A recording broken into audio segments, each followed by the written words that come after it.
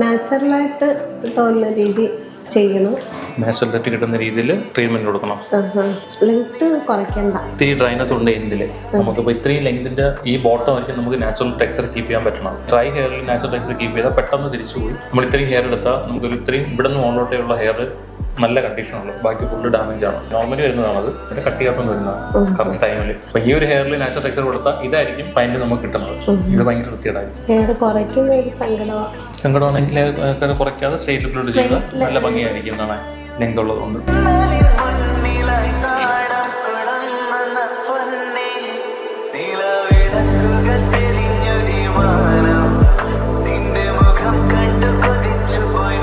എങ്ങനെയുണ്ട് hair Botox ചെയ്തിട്ട്? ഹെയറിന് dryness ഒക്കെ പോയാ? ലെങ്ത് കുറഞ്ഞു ഇല്ലല്ലോ? ലെങ്ത് ഓക്കെ അല്ലേ? കുറച്ച് സ്റ്റൈലിൽ പൈപ്പ് ചെറിയ വിഷമം മാത്രമേ ഉള്ളൂ മുഖത്ത്. ഇങ്ങനെ ചെയ്യുന്നതാണ് ഈ ഹെയറിന് നല്ലത്. അല്ലെങ്കിൽ നമുക്ക് ഇതിനേക്കാൾ വിഷമം പിന്നീട് വരും.